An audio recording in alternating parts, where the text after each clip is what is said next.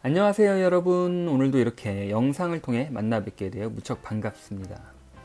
코로나로 인해 집에서만 머물러야 하는 요즘 같은 이때에 정말이지 짐을 싸고 무작정 어디론가 마음 놓고 여행을 떠날 수만 있다면 너무나 행복할 것 같습니다.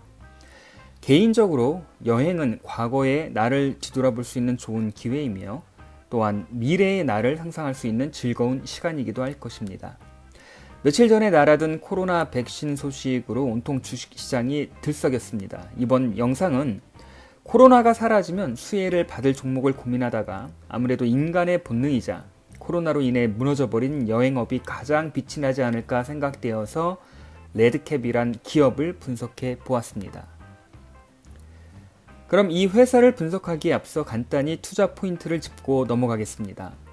먼저 흥미로운 사실이 코로나로 인해 국내 여행 사업을 하는 기업들이 거의 망해가고 있는데 유독 이 기업만이 꿋꿋하게 매출과 이익이 줄어들지 않고 있습니다. 뒤에 계속해서 설명을 하겠지만 타격이 큰 여행 업종이지만 비교적 영향을 덜 받았는데 그 이유가 궁금하다면 오늘 영상 끝까지 시청 부탁드리겠습니다. 두 번째는 아무래도 코로나가 어느 정도 진정이 되면은 이 항공업뿐만 아니라 여행업이 하나의 테마가 되어서 최근에 줄어든 매출과 이익이 빠르게 회복이 될 거라는 기대감입니다. 그리고 마지막으로는 시가 배당률이 높습니다. 배당 성향이 높은 것만큼 이익이 나고 있다는 반증이 아닐 수 없겠습니다. 자, 이제 11월도 어느덧 다 가는데 배당이 기대가 되는 연말이 되었습니다. 이 회사를 개략적으로 한번 살펴보겠습니다. 현재 시가총액 1,800억이 조금 넘고요.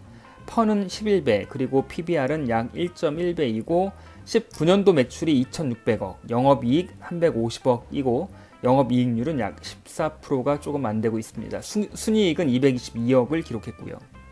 그리고 이제 최근 20년 올해 3분기 누적 매출이 1,697억, 영업이익이 173억, 그리고 순이익 100억을 순항하고 있습니다. 자, 그러면 이 회사를 하나하나 분석해 보도록 하겠습니다. 이 회사의 사업 영역은 그림과 같이 크게 여행 사업 부분과 렌터카 사업 부분으로 나뉘어집니다. 잘 아시겠지만 현재 여행업의 시장 여건은 기억나시죠? 작년 2019년 그 한일 간 갈등과 홍콩 시위 사태 등의 여파로 부진을 겪은 상황에서 엎친 데 덮친 격으로 올해 2020년 초 코로나의 확산으로 국내를 포함한 전 세계는 어려운 경제 상황 및 사태 장기화에 대한 불확실성으로 기존 고객의 예약 취소 및 신규 수요의 감소 등 막대한 영향을 받고 있습니다. 그리고 이제 렌터카 사업 부분은 서비스 형태가 크게 이제 단기 대여와 장기 대여로 나눌 수 있는데 단기 대여는 개인이나 법인의 일시적인 차량 수요에 대해 기존 보유 차량을 대여하는 서비스를 제공하는 반면에 장기 대여는 법인이나 기관 또는 개인이 장기간의 지속적인 차량 수요에 대해 주로 신차를 구매해서 대여하는 서비스를 제공한다고 합니다. 렌터카 시장은 신차 시장에서의 렌탈 판매 비중이 확대되고 장기 대여 시장 중심의 성장이 지속되면서 앞으로도 빠른 성장을 이어나갈 것으로 전망됩니다. 이 회사가 영위하는 사업 부분별로 사업 현황을 알아보겠습니다. 여행 사업은 국민의 소득 수준 향상과 주 5일 근무제로 인해 여가시간 증대, 인구 고령화, 그리고 원화 강세 등으로 인해 해마다 성장을 했지만 2020년 올 한 해 정말이지 기억에서 아주 지워버리고 싶을 만큼 처참한 결과였습니다. 하지만 코로나 백신 소식이 들려오는 지금의 상황에서 다시 컨택트 시대가 찾아온다면 과거의 매출을 회복할 수 있을 것으로 기대가 됩니다. 하단의 표를 보시면 19년 2,800만 명이 여행을 나갔는데 20년 9월 현재까지 고작 400만 명으로 급감하였음을 한국관광부사 자료를 통해 알 수가 있겠습니다. 그리고 렌터카 사업인데요. 이제 근래에는 신차 시장에서 자동차 렌탈, 그것도 장기 대여가 점차 확대되면서 시장의 중심에서 아주 가파른 성장이 지속되고 있습니다. 이런 장기 대여 시장은 계절적 영향을 덜 받고 보험이나 유지보수, 그리고 연료비 등 많은 비용을 절감할 수가 있어서 수요가 증가하고 있는 추세입니다. 하단에 자동차 대여 사업조합 자료를 보시면요. 연도별 렌터카 수가 19년도 95만 대에서 20년 9월 현재 100만 대를 넘는 아주 빠른 가파른 성장세를 보여주고 있습니다. 본격적인 분석을 하기 위해서 이 기업의 약간의 사전 지식이 필요해서요. 이 지분 관계를 먼저 살펴보겠습니다. 보시면 친인척과 우호 지분이 75%나 됩니다. 이 중에서 최대 주주 이름에 구본호라고 표기가 되어 있는데요. 눈치가 빠르신 분들은 이 최대 주주의 이름만 봐서도 이 회사가 어떤 회사인지 감이 조금 올 것 같습니다. 예, 맞습니다. 특이할 만한 게 이 회사는 LG그룹사와 관계가 있습니다. 그럼 잠시 시간을 거슬러 올라가 보겠습니다. 1947년에 구인회라는 사람이 LG그룹을 창업하게 됩니다. 그러면서 LG는 창업 회장으로부터 구자경, 구본무, 그리고 최근 구광모 그룹 회장으로 내려오게 됩니다. 이때 창업 공신 중 한 명이었죠. 이제 옆에서 창업을 도운 형제 중 한 명이 동생 구정회라는 사람인데 LG그룹 창업 고문으로서 그의 아들, 그러니까 창업회장 구인회의 조카가 되겠죠. 구자헌이 범한흥산이라는 회사를 1977년 설립해서 초창기에 LG그룹사를 통해 상대로 해외 항공권 판매 및 영업을 알선하는 일을 하다가 1992년 범한흥산이 범한종합물류와 범한여행 두 개 회사로 이제 분리가 됩니다. 국내 대부분의 재벌 기업들이 그렇겠지만 기업이 커지면서 여러 회사들이 분할되어 독립하게 되는데 LG그룹의 이제 물류를 담당하는 범한 종합물류는 범한 판토스로 이름을 바꾸어 경영되다가 아마 이제 이분이죠. 구자헌 세상을 떠나면서 그의 아내인 조원희가 범한 판토스의 최대 주주가 됩니다. 범한 여행은 1995년 패키지 여행 사업을 시작했고요. 1998년 레드캡이라는 브랜드를 출시합니다. 그리고 2000년에는 범한 판토스 자회사 범한 렌트카를 설립했는데요. 2004년 범한 여행은 이 범한 판토스에서 가지고 있는 범한 렌트카와 합병을 합니다. 2006년 범한 여행은 코스닥 상장사였던 미디어 솔루션의 경영권을 인수하고 합병 과정을 통해서 2007년 코스닥 시장을 우회 상장을 하게 됩니다. 그리고 이때 회사 이름도 레드캡 투어로 바꾸게 됩니다. 범한 여행사는 2015년에 최대 주주였던 범한 판토스가 가지고 있던 레드캡 투어 지분을 모두 조원희에게 매각을 하고 범한 판토스 또한 LG 상사에 매각이 됩니다. 조원희는 범한 판토스의 최대 주주이며 구본호의 이제 엄마이기도 이제 한데요. 범한 판토스가 지분을 모두 조원희에게 매각하는 바람에 자연적으로 2대 주주였던 범한 판토스에 이어 2대 주주였던 구본호가 추가적인 범한 여행, 즉 레드캡 투어의 지분 취득 없이 최대 주주가 돼버립니다. 그러면서 범한 판토스는 LG그룹 계열사로 편입이 되고 레드캡 투어는 구본호와 조원희, 그의 어머니 조원희에 의해 완전한 독립을 하게 됩니다. 레드캡이라는 이 회사의 이름을 들어보면 쉽게 여행업을 주로 영위하는 기업으로 착각하기 쉬운데요. 속을 들여다보면 의외의 상황이 전개됩니다. 사업 부분별 현황을 보시면 앞서 설명드린 대로 레드캡과 함께 이 회사가 지배하는 5개의 연결 회사를 통해 크게 렌터카와 여행 사업 부문으로 이제 나뉘어지게 됩니다. LG 그룹사와 관련이 깊다 보니 LG U+, LG 디스플레이 등 LG와 관계된 주요 고객을 상대로 이제 사업이 운영되고 있고요.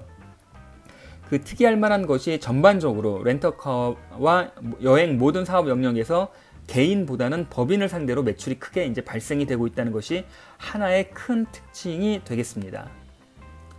그리고 이제 두 번째는 실제 회사의 매출 비중이 이 회사의 상호처럼 여행업이 아닌 렌터카 사업 부분에서 거의 다 나온다는 것입니다.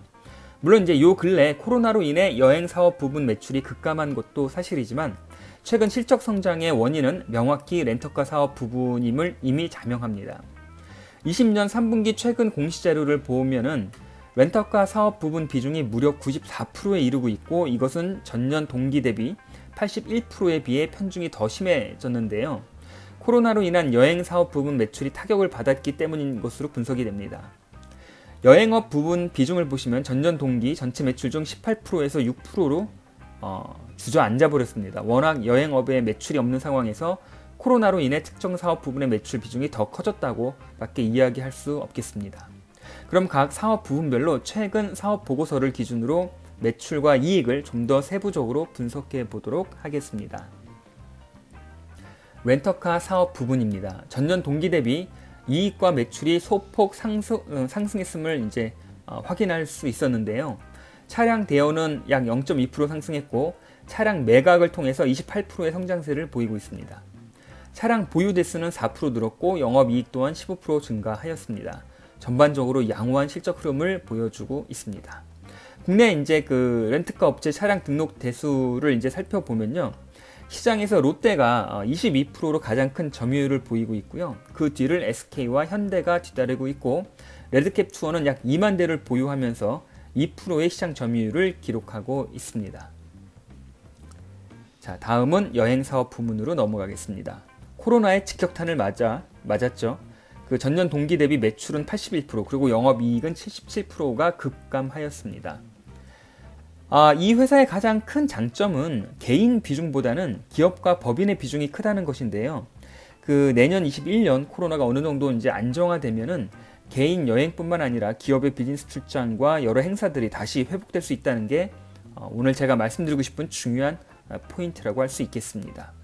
전체적으로 기업의 매출 실적 대비 저평가된 주가가 렌터카 사업의 지속적인 성장과 함께 코로나로 인해 큰 감소폭의 여행사업 부분의 실적이 회복된다면은 현재의 주가는 매우 저평가된 구간이라고 할 수 있을 것 같습니다.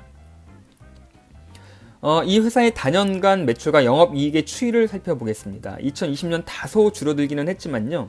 다른 여행업체에 비하면 오히려 성장을 했다고 해도 틀리지 않을 것입니다. 만약 내년에 여행사업 부분 실적만 개선이 된다면은 현재의 주가는 조금 가혹하지 않을까 생각이 들고요.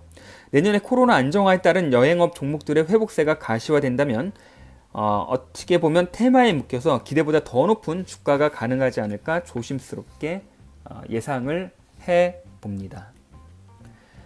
이 회사 과거 주가 추이를 살펴보겠습니다. 범한 판토스가 LG그룹 계열사로 지분을 넘기면서 편입이 되던 2015년에 최고점 35,000원을 찍고 주가는 서서히 내리다가 최근 코로나로 인해 약 9,700원까지 내렸고 최근에는 26,000원까지 등을 하고 있는데 전반적으로 등락을 반복하고 있습니다.